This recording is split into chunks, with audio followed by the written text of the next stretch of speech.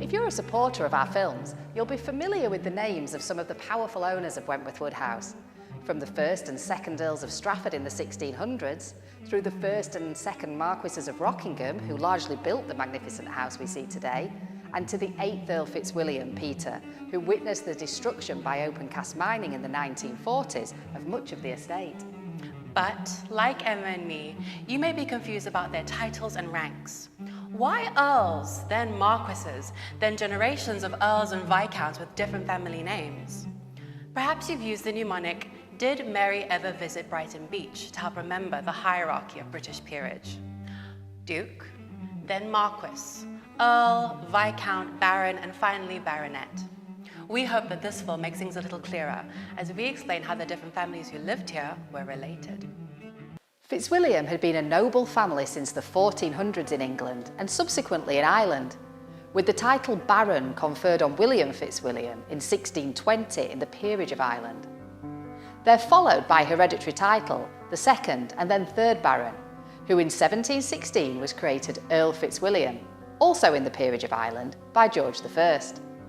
The title Viscount was added, with the eldest son of the Earl bearing the courtesy title Viscount Milton, a tradition which continued down the ages. The second and third Earls, also based in Northamptonshire, succeeded, and in 1746, George II conferred on the third Earl the title Earl Fitzwilliam of Norbury and Viscount Milton, this time in the context of the Peerage of Great Britain, rather than just Ireland. Meanwhile, further north, the Wentworth estate had been owned by Thomas Wentworth, who was ultimately elevated to Earl of Strafford by King Charles I. However, as a leading royal advisor, active in strengthening the king's power against Parliament, he was famously beheaded in 1641, when quarrels between the king and Parliament intensified, leading to the English Civil War. The estates then passed through his son, the second Earl of Strafford, who bequeathed all to nephew Thomas Watson, son of his sister Anne and husband Edward Watson, the second Baron Rockingham. Thomas extended his name to Watson Wentworth, and the estates were next inherited in 1723 by his son, another Thomas Wentworth, pictured here with his wife, Lady Mary Finch. This Thomas was ultimately elevated by George II in around 1745 to Marquess, a title specifically gifted by the monarch. It was Thomas, 1st Marquess of Rockingham, who, incorporating the earlier Strafford house of the 1600s, began building the west-facing Baroque house and then the even grander east-facing Palladian mansion from 1732. Succeeded in 1750 by his son Charles, the second Marquess, who was twice Prime Minister, the development of Wentworth Woodhouse continued. Both the Fitzwilliam and the Wentworth families were clearly adept at climbing up the nobility ladder, and with the marriage of the third Earl Fitzwilliam to Anne Watson Wentworth, daughter of the first Marquess of Rockingham and sister of the subsequent second Marquess Charles, the scene was set for a change in dynamics here at Wentworth Woodhouse. At the death of the third Earl in 1756, his eldest son, William Fitzwilliam, was only 8 years old. It was left to Charles, his uncle, to manage the young Earl's upbringing and, importantly, his political education. When Charles, the second Marquess, died childless in 1782, the whole Wentworth estate passed to his nephew William, making the fourth Earl Fitzwilliam one of the richest people in Britain. So, with such an auspicious heritage, what was his legacy? Taking his seat in the House of Lords in 1769, aged just 21, the fourth Earl supported the principle of Rockingham Whigs, which included a constitution that limited the powers of the monarch. It's perhaps therefore not surprising that the king declined to confer a new title of Marquess. And when this was proposed again over 20 years later, the Earl himself declined, noting the earlier snub and preferring that his uncle's unique position should stand. At his death, the second Marquess had been the only person in the country to hold this rank. In a brief period as Lord Lieutenant of Ireland from 1795, William sought to introduce peace and unity to a troubled nation. Though a strong upholder of the Protestant faith, he was also found to be a firm supporter of Catholic emancipation, and the proposed Bill of Relief which he felt would bring great benefits to the Catholic population. However, influenced by the Irish Protestant body, Prime Minister Pitt instructed him to stop the bill proceeding.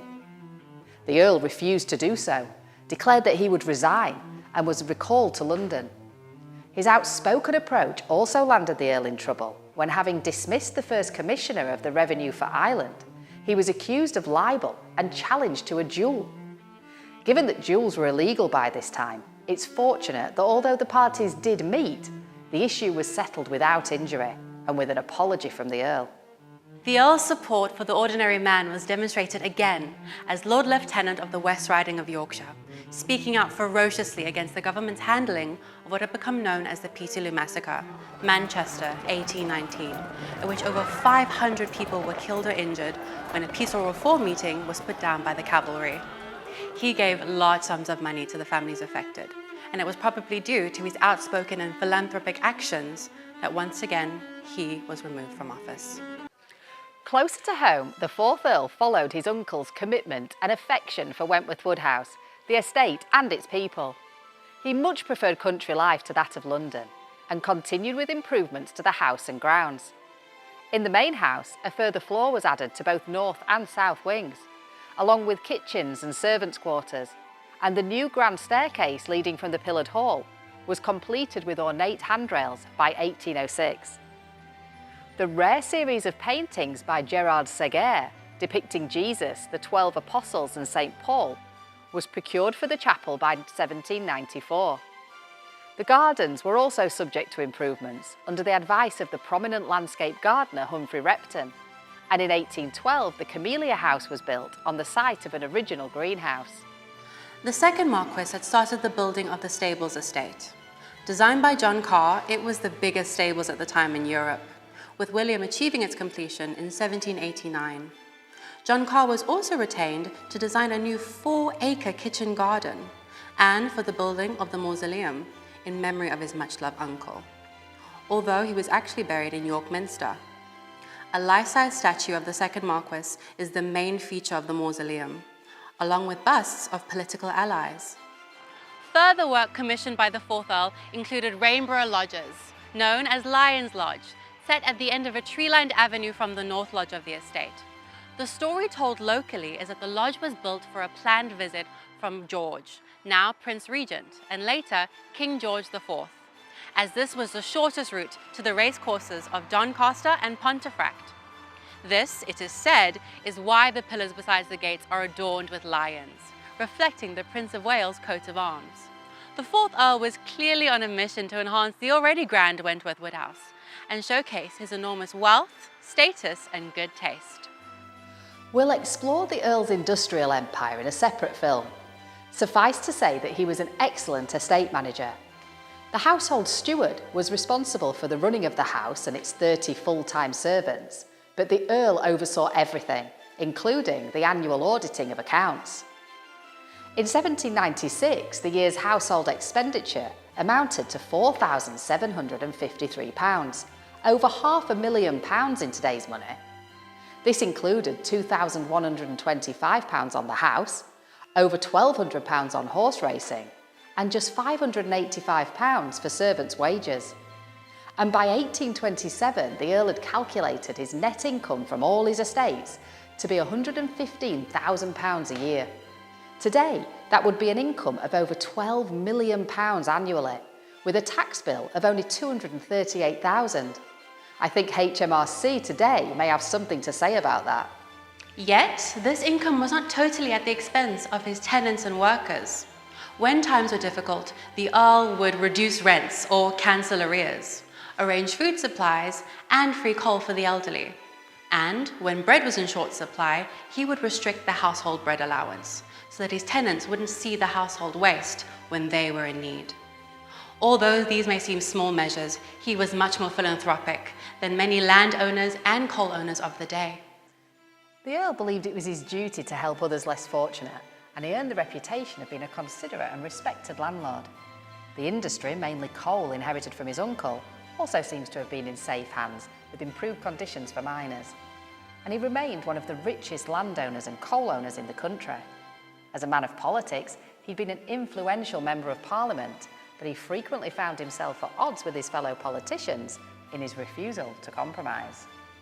So, there you have it. It would seem that the fourth Earl Fitzwilliam, who died in February 1833 after an auspicious life, at the ripe old age of 85, was a confident man of high principle, who clearly didn't need the elevation of rank to make his mark on Wentworth Woodhouse, the local area, and indeed our country's history.